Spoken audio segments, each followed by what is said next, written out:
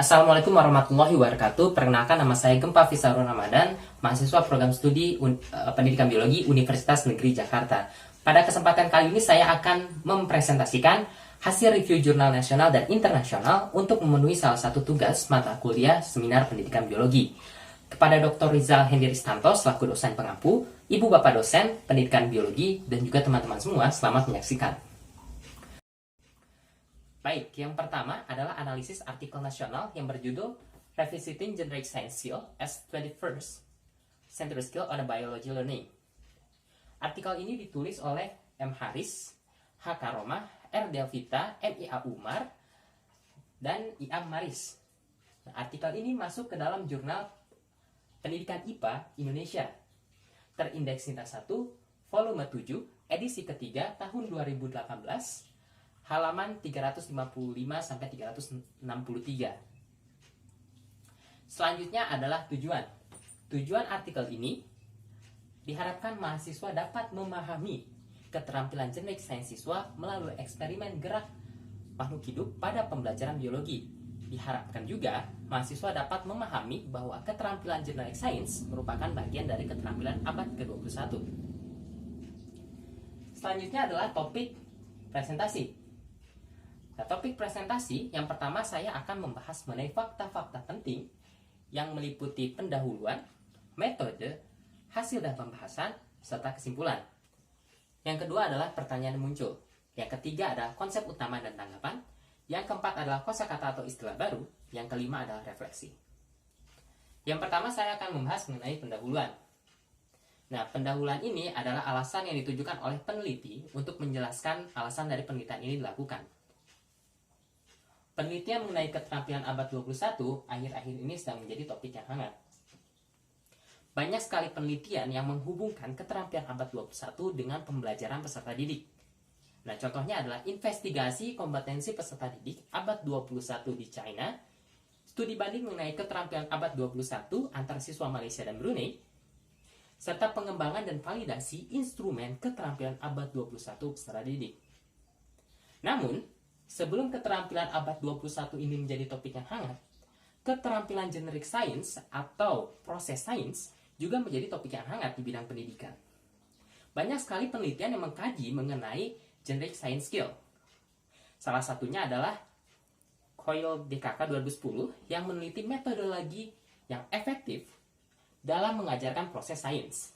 Terdapat juga penelitian Walters dan Soibo 2010 yang menerapkan integrasi 5 proses sains pada kinerja siswa sekolah menengah.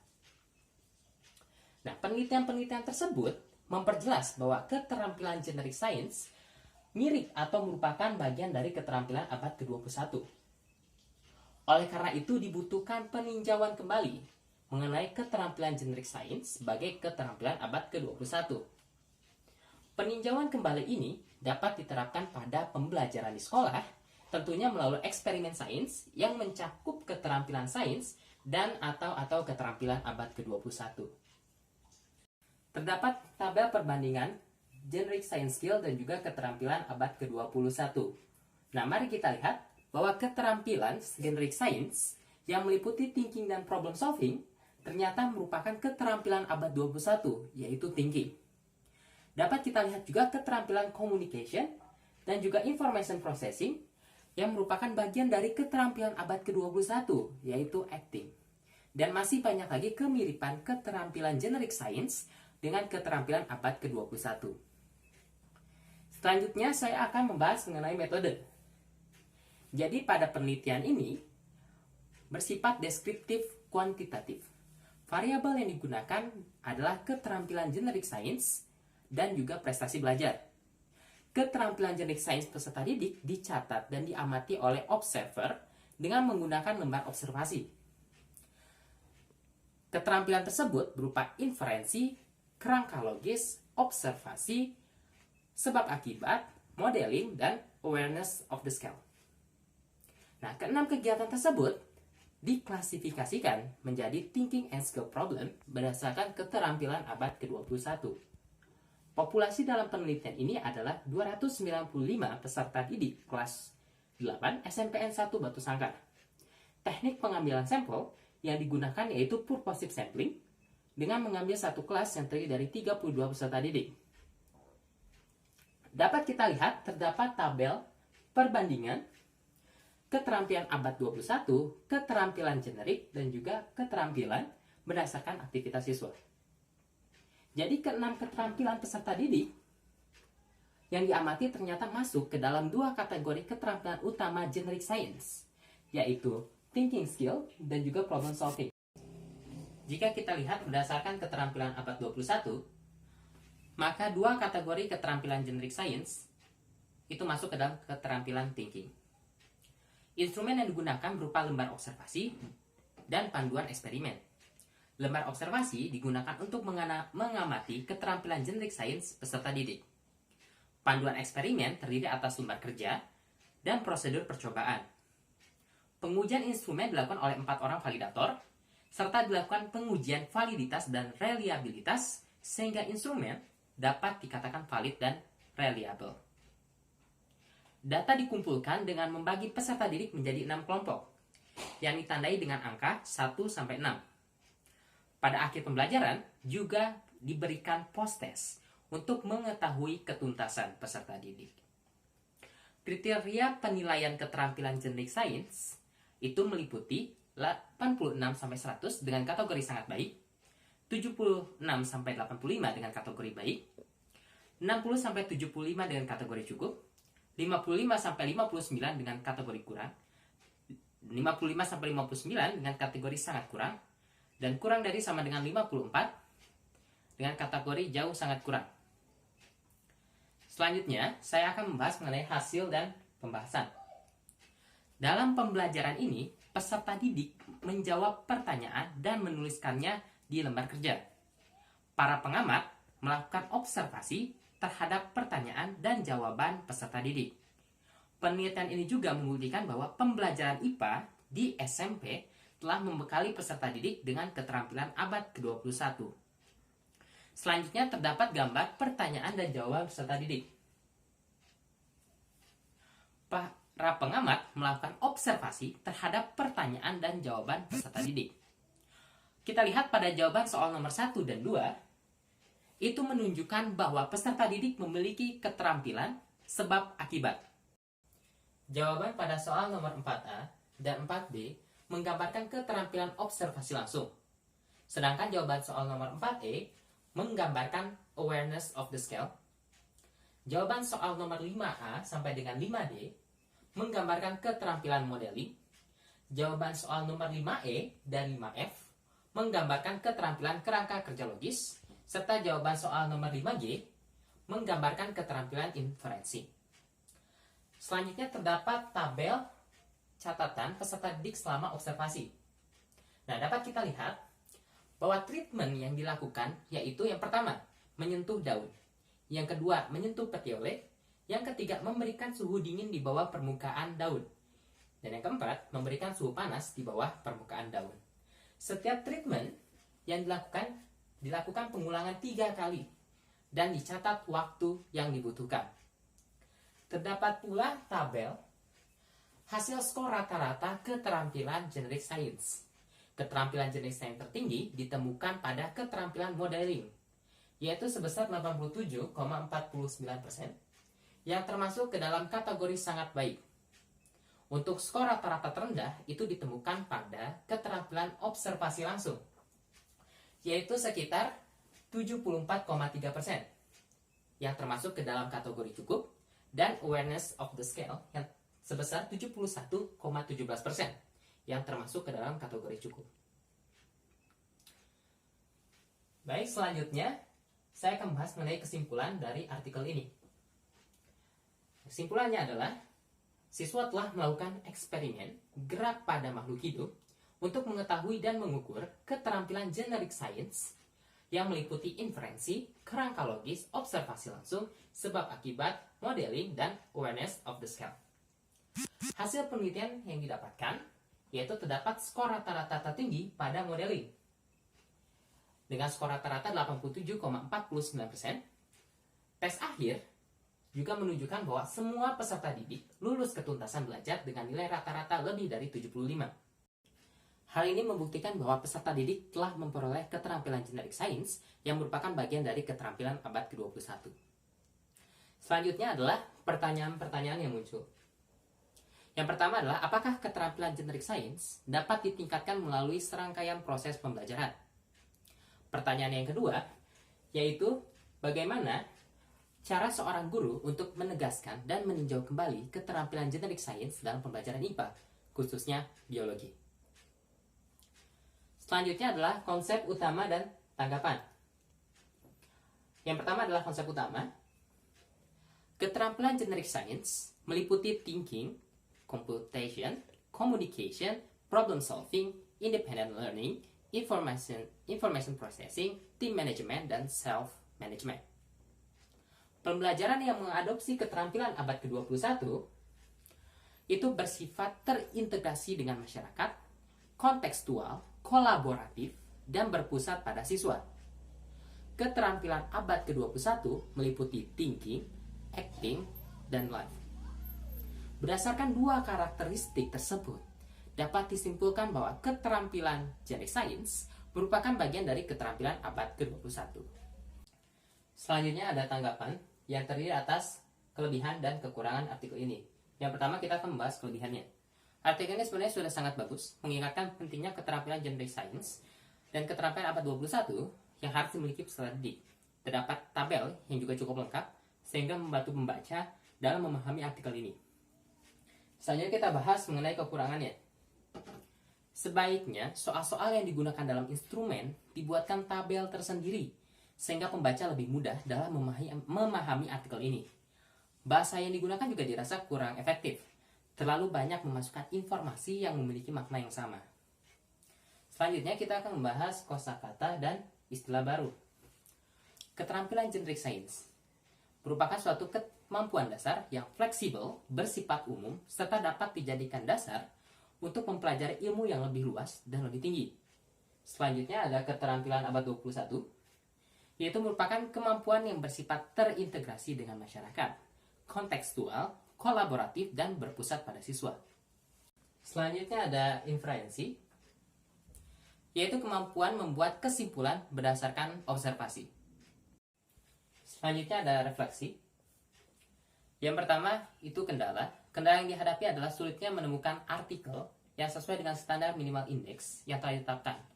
Dan artikel ini tentunya harus berhubungan dengan topik skripsi. Yang kedua adalah solusi.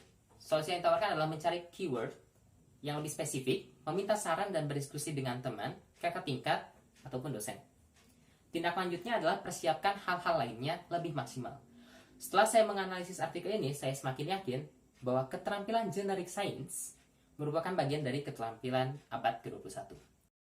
Baik, selanjutnya adalah analisis artikel internasional yang berjudul The Implementation of Contextual Learning to Enhance Biology Students' Critical Thinking Skill. Artikel ini ditulis oleh Y. Bustami, D. Safruddin, R. Afriani. Artikel ini masuk ke dalam Jurnal Pendidikan IPA Indonesia, terindeks Scopus dengan SGR sebesar 0,45 pada tahun 2019. Volume ke-7, edisi ke-4, tahun 2018, halaman 451 sampai 457. Selanjutnya adalah tujuan. Tujuan artikel ini diharapkan mahasiswa dapat memahami keterkaitan antara keterampilan berpikir kritis siswa pada pelajaran biologi melalui model CTL atau Contextual Teaching and Learning.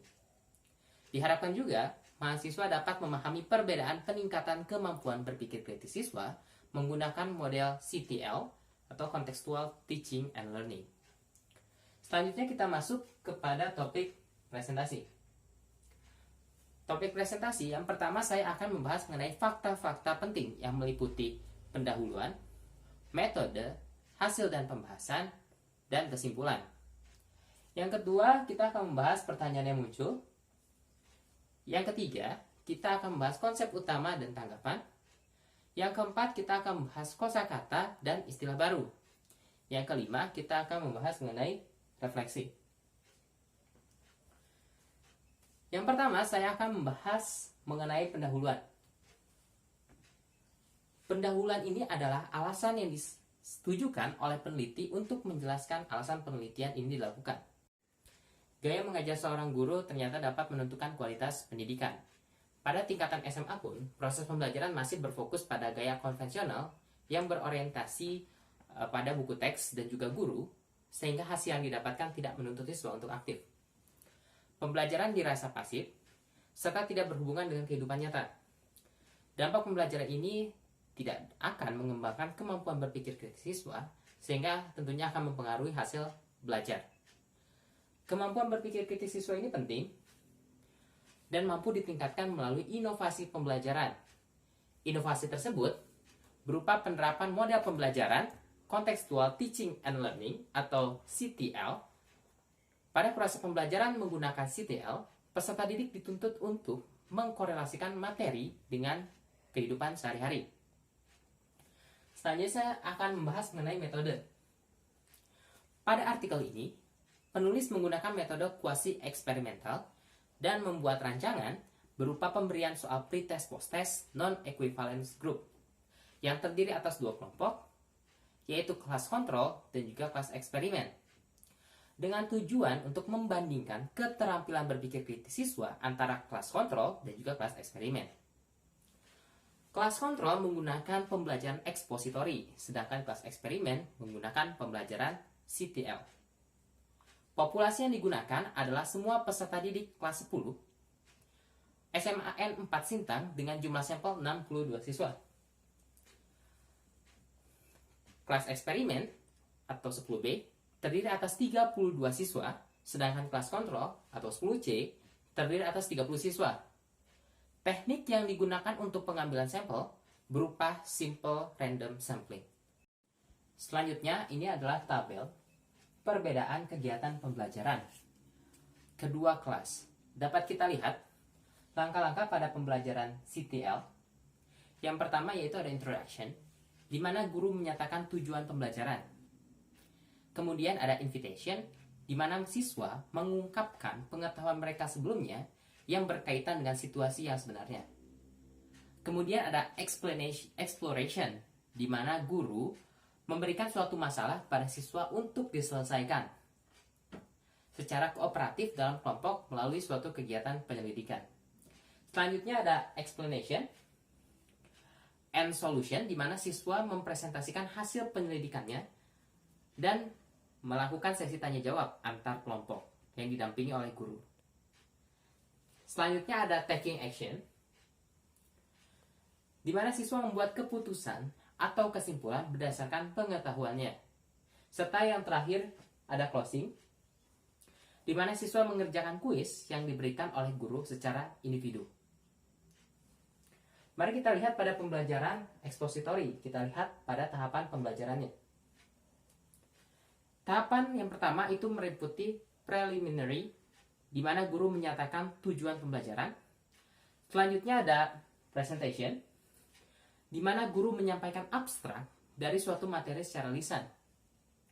Selanjutnya ada exploration, di mana guru memberikan masalah dan siswa menyelesaikan secara individu melalui LKS.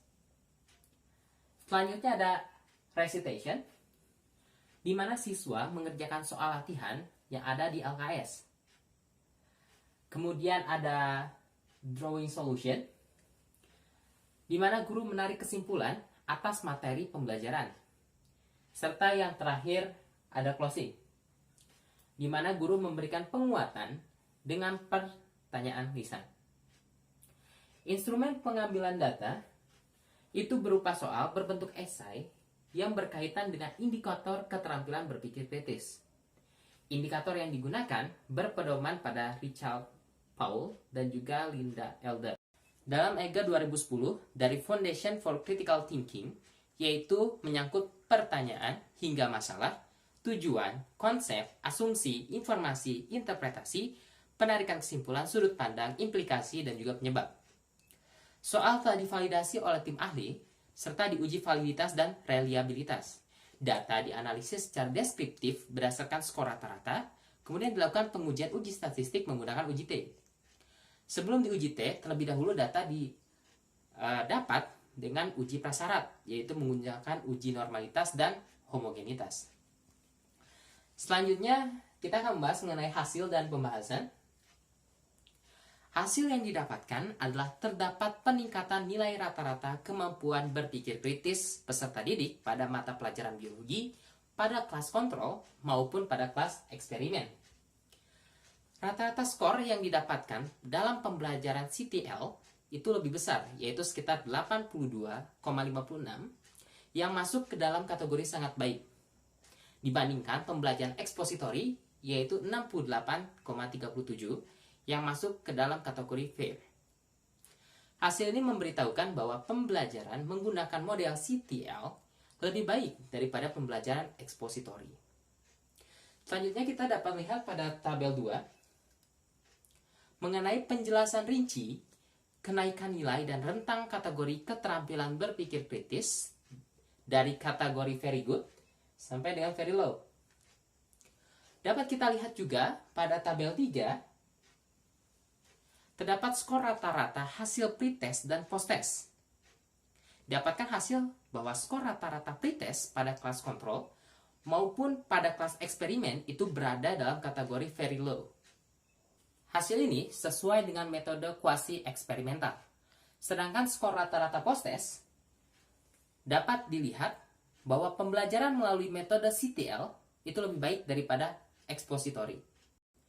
Berdasarkan perhitungan uji T pretest didapatkan hasil bahwa T hitung yaitu minus 0,58 lebih kecil jika dibandingkan dengan T tabel yaitu sebesar 1,83 sehingga terima H0 dan hal ini menunjukkan bahwa tidak terdapat perbedaan skor rata-rata kemampuan berpikir kritis pada kelas CTL, eksperimen maupun kelas ekspositori yaitu kelas kontrol. Hal ini menandakan persyaratan kuasi eksperimental terpenuhi. Hasil uji T post-test didapatkan T hitung yaitu sebesar 5,98, lebih besar daripada T table sehingga terima H1. Hal ini berarti terdapat perbedaan nilai rata-rata siswa pada kelas CTL eksperimen maupun kelas ekspositori yaitu kelas kontrol. Selanjutnya kita akan membahas mengenai kesimpulan dalam artikel ini. Jadi pada artikel ini dapat disimpulkan bahwa nilai rata-rata kemampuan berpikir kritis siswa pada mata pelajaran biologi, materi pencemaran lingkungan melalui pembelajaran CTL mengalami peningkatan yang termasuk ke dalam kategori sangat baik. Selain itu, siswa yang belajar menggunakan CTL menunjukkan kemampuan berpikir kritis yang lebih baik dibandingkan siswa yang diberi perlakuan menggunakan ekspositori. Selanjutnya adalah pertanyaan-pertanyaan yang muncul. Yang pertama adalah bagaimana cara membiasakan guru untuk mengubah model pembelajaran dari ekspositori menjadi model pembelajaran inovatif lainnya, terutama CTL atau Contextual Teaching and Learning. Yang kedua, bagaimana cara seorang guru dalam mengatasi kelemahan model pembelajaran CTL atau Contextual Teaching and Learning. Selanjutnya adalah konsep utama dan tanggapan. Yang pertama saya akan membahas mengenai konsep utama, yaitu CTL atau Contextual Teaching and Learning adalah model pembelajaran yang mendorong peserta didik untuk menghubungkan materi yang didapat dengan keadaan dunia nyata. Tahapan dan karakteristik CTL memungkinkan peningkatan kemampuan berpikir kritis peserta didik. Kemampuan ini merupakan kecakapan yang sangat penting di masa sekarang, serta beberapa penelitian mengungkapkan bahwa banyak siswa yang tidak dapat berpikir kritis dikarenakan guru yang tidak dapat mengintegrasikan keterampilan berpikir kritis dalam pembelajaran. Sehingga dibutuhkan suatu model pembelajaran yang inovatif untuk mengintegrasikannya. Salah satunya melalui CTL. Selanjutnya saya akan menjelaskan mengenai tanggapan. Di sini ada dua, yaitu kelebihan dan juga kekurangan. Yang pertama saya akan membahas mengenai kelebihan. Artikel ini disajikan dengan singkat, jelas, dan juga padat. Penggunaan banyak sumber pembanding menjadi poin penting pendukung penelitian pada artikel ini.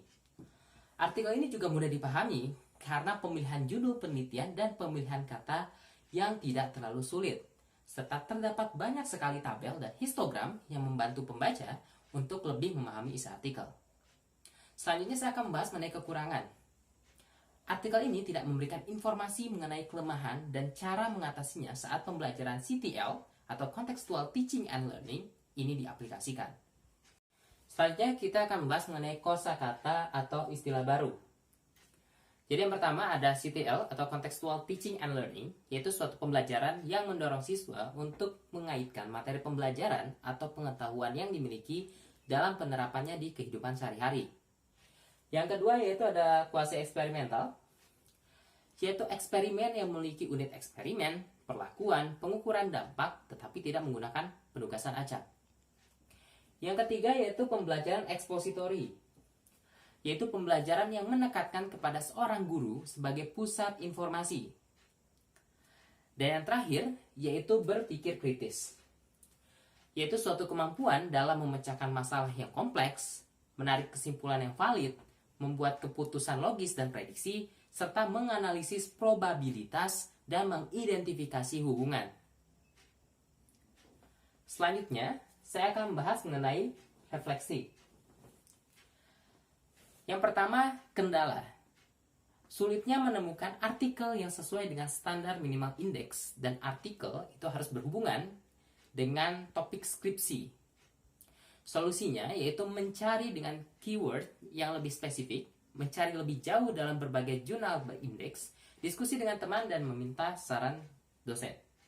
Tindak lanjutnya, persiapkan hal-hal lainnya lebih maksimal. Setelah menganalisis artikel ini, saya semakin yakin bahwa pembelajaran CTL itu dapat meningkatkan keterampilan berpikir kritis siswa.